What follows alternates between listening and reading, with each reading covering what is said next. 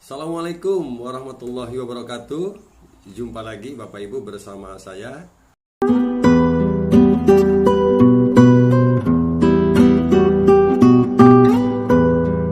Izinkan kali ini saya ingin berbagi kembali Bapak Ibu bahwa untuk panduan teknis festival dan lomba seni ya siswa nasional untuk jenjang SD SMP alhamdulillah sudah dirilis, sudah keluar ya dari Kementerian Pendidikan Kebudayaan Riset dan Teknologi, dalam hal ini adalah Pusat Prestasi Nasional. Oke Bapak Ibu, kita lanjut Bapak Ibu, bahwa untuk panduan teknis ini nanti lebih rinci saya akan jelaskan, tentu ya tidak akan semua karena nanti ada di panduan ya, secara lengkap ada di panduan. Jadi nanti saya akan sampaikan hal-hal penting, hal-hal pokok yang segera Bapak Ibu ketahui agar sejak dini untuk mempersiapkan diri terkait dengan ikut serta kita ya, anak-anak didik kita untuk mengikuti festival dan lomba seni siswa nasional FLS 2N untuk jenjang SD dan SMP. Baik Bapak Ibu ya, saya awali dengan tujuan kegiatan. Ini yang pertama adalah memberikan wadah untuk berkreasi ya pada peserta didik tentu ya. Kemudian yang kedua, mengekspresikan seni sesuai dengan norma budi pekerti dan karakter. Kemudian yang tiganya, menumbuh kembangkan daya kreativitas. Kemudian yang keempat, menanamkan dan meningkatkan apresiasi seni, khususnya nilai-nilai tradisi yang berakar pada budaya bangsa. Kemudian tujuan yang kelima, menumbuh kembangkan sikap kemandirian, sportivitas dan kompetitif ya, serta meningkatkan kemampuan peserta dalam bersosialisasi. Nah, ini tujuan kegiatan dari FLS 2N jenjang SD SMP tahun 2022. Baik Bapak Ibu, kita lanjut sasaran Bapak Ibu ya. Untuk sasarannya ini ada tentu ya, ada dua jenjang, ada dua satuan pendidikan SD SMP dan atau sederajat ya. Jadi untuk sasaran adalah sekolah yang berasal dari SD SMP termasuk di sekolah Indonesia luar negeri ya. Kemudian yang kedua, tema kita kali ini adalah untuk memuliakan kreativitas lokal menembus dunia. Oke, itu untuk tema. Kemudian ruang lingkup lomba Bapak Ibu. Untuk ruang lingkup lomba ini FLS 2N Pendidikan Dasar tahun 2022 terdiri dari dua jenjang SD dan SMP. Kemudian bidang seni yang dilombakan pada jenjang SD terdiri atas 5 cabang lomba, yaitu menyanyi tunggal, seni tari, gambar bercerita, pantomim dan kriya anyam. Kemudian yang ketiga, bidang seni yang dilombakan untuk SMP juga ada 5, yaitu festival kreativitas tari, festival kreativitas musik tradisional, lomba gitar duet, lomba vokal solo dan lomba desain poster. Oke. Yang keempat ini Bapak Ibu, tentu jangkauan wilayahnya 34 provinsi ya di seluruh Indonesia.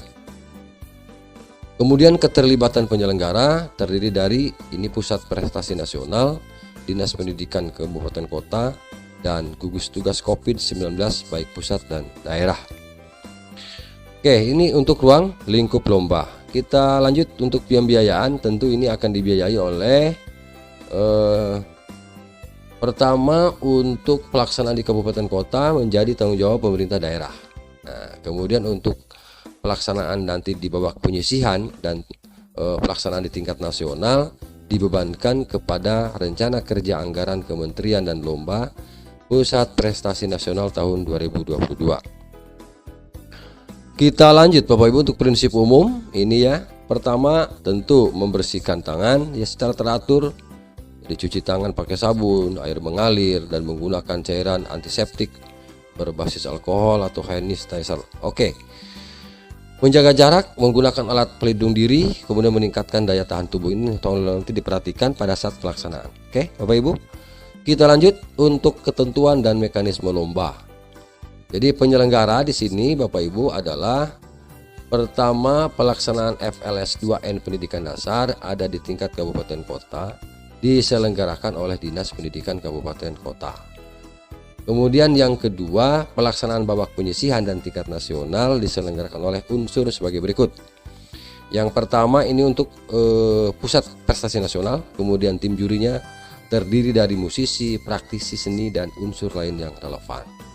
Kemudian tim teknologi informasi. Oke.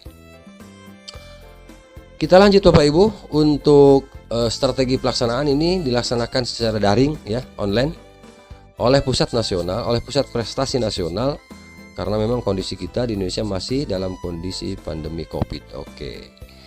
Lanjut ya, media pelaksanaan kompetisi menggunakan aplikasi yang telah disediakan oleh panitia pusat. Oke. Ini cabang lombanya Bapak Ibu. Untuk jenjang SD ada 5 ya.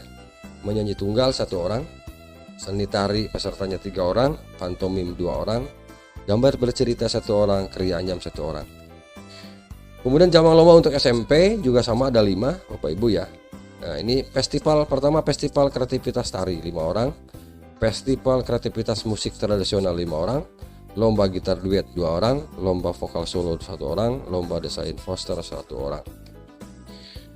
Ya, oke. Mekanisme seleksi sekarang Bapak Ibu. Untuk tingkat satuan pendidikan, tingkat sekolah, sekolah mengidentifikasi, menyeleksi, dan menetapkan perwakilan terbaik dari sekolahnya.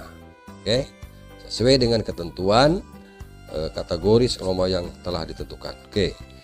Kemudian sekolah mengikutsertakan siswanya di dalam seleksi FLS 2N tingkat kabupaten kota yang dilaksanakan oleh Dinas Pendidikan Kabupaten Kota setempat. Oke, lanjut. Untuk seleksi tingkat kabupaten kota Bapak Ibu, nah ini tentu ya, di seleksinya dilaksanakan oleh Dinas Pendidikan Kabupaten Kota. Kemudian Dinas Kabupaten Kota menseleksi di tingkat kabupaten kota yang hasilnya nanti dilaporkan ke Pusat Prestasi Nasional. Nah, hasil dari seleksi tingkat kabupaten kota akan menjadi perwakilan di babak penyisihan. Oke, kita lanjut ya. Nah, Dinas Pendidikan Kabupaten Kota ini menetapkan 2 peserta tim terbaik per cabang lomba. Nanti yang dibuktikan nanti dalam surat keputusan Dinas Pendidikan Kabupaten Kota, dan selanjutnya nanti diikutkan di tingkat seleksi babak penyisihan. Oke. Ketentuan, persyaratan, dan mekanisme seleksi kabupaten kota merupakan kebijakan masing-masing. Jadi nanti kabupaten kota silakan membuat kebijakan masing-masing terkait dengan pelaksanaan FLS 2N ini. Oke, lanjut. Nah, ini untuk mekanisme lomba di tingkat nasional terdiri dari 2 babak ya. Pertama babak penyisihan dan babak final. Oke. Lanjut.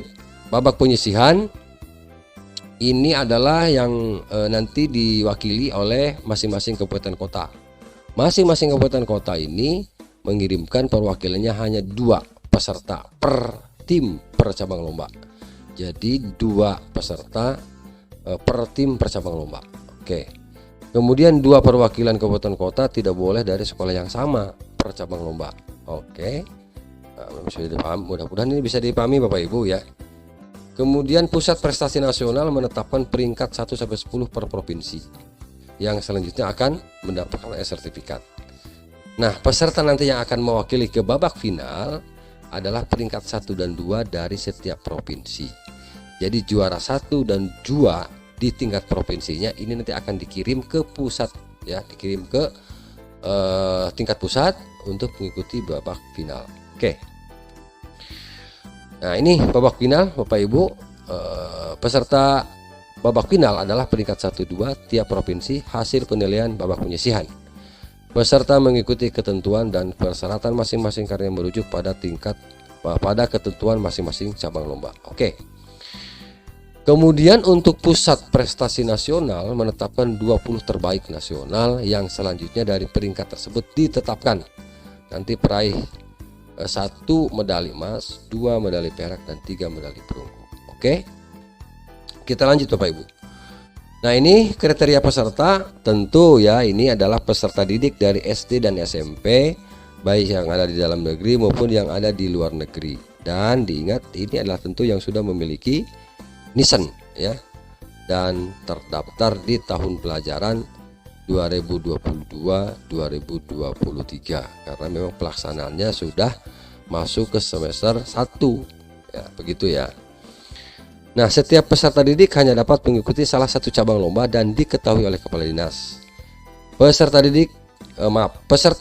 Yang pertama ya, ketentuan berikutnya, peserta belum pernah meraih medali emas. Jadi yang tahun kemarin yang baru medali perak atau perunggu, ini kalau berdasarkan kriteria di sini masih bisa ikut lagi, kecuali yang sudah mendapatkan medali emas di tingkat nasional ya. Kemudian yang melampirkan surat pernyataan integritas dalam mengikuti seleksi. Kemudian bagi peserta bidang lomba yang berbentuk grup, semua anggota grup berasal dari sekolah yang sama, tidak boleh dari sekolah yang berbeda tentunya. Registrasi pendaftaran Bapak Ibu ini dari laman pusatprestasi-nasional.kemdikbud.go.id. Oke. Nah, kemudian sekolah memastikan data nisan peserta telah terupdate. Yang berikutnya, peserta bidang lomba dalam bentuk grup, semua peserta grup harus berasal dari sekolah yang sama. Oke. Nah, sekolah mengunggah fakta integritas, surat pernyataan siswa, surat keterangan sekolah pada aplikasi pendaftaran. Format surat, nah, ada formatnya nih, suratnya dapat diunduh pada laman pusatprestasi-nasional.kemdikbud.go.id. Oke. Nah, ini yang paling penting Bapak Ibu, jadwal pelaksanaan. Untuk sosialisasi dari bulan April ini ya. Nah, kemudian yang kedua untuk pendaftaran yaitu secara daring mulai tanggal 1 Juni sampai 1 Agustus. Oh, masih ada waktu selama ya. Jadi 1 Juni sampai 1 Agustus untuk pendaftaran. Babak penyisihan 8 sampai 13 Agustus. Kemudian untuk pengumuman babak penyisihan 14 Agustusnya. Kemudian peserta mengunggah karya lomba untuk pelaksanaan babak tingkat nasional itu tanggal 15 Agustus sampai 5 September. Untuk tingkat nasionalnya dilaksanakan pada tanggal 12 sampai 17 September 2022. Dan pengumuman juara nasionalnya tanggal 17 September 2022. Ini yang penting Bapak Ibu ya. Oke, ini untuk lomba-lombanya. SD ada 5, sebagaimana tadi di awal sudah saya sebutkan. Untuk jenjang SD, gambar bercerita, seni tari, kriya anyam, menyanyi tunggal, pantomim. SMP ada 5 juga sama, festival kreativitas tari, festival kreativitas musik tradisional, gitar duet, vokal solo, desain poster. Oke. Dan ini ada hubung yang bisa dihubung. Jadi Bapak Ibu nanti jika ada kendala sejak mulai dari pendaftaran, kemudian babak penyisihan sampai ke tingkat pusat, jika mengalami kendala silakan nanti menghubungi narah hubung yang ada di kontak di layar ini. Di panduan juga lengkap sekali. Nah, ini nomor-nomor yang bisa dihubungi oleh Bapak Ibu ketika mengalami kendala. Oke. Barangkali itu saja Bapak Ibu ya yang dapat saya sampaikan. Dan lebih lengkapnya nanti silakan dibaca lebih mendalam ya terkait dengan panduan teknis FLS 2N jenjang SD SMP tahun 2022. Demikian, terima kasih, semoga bermanfaat. Jangan lupa di subscribe ya apabila video saya ini sangat bermanfaat, di komen, like dan di share kepada teman-teman yang membutuhkan. Itu saja, terima kasih Bapak Ibu. Salam sehat dan tetap semangat. Wabillahi taufiq. Wassalamualaikum warahmatullahi taala wabarakatuh.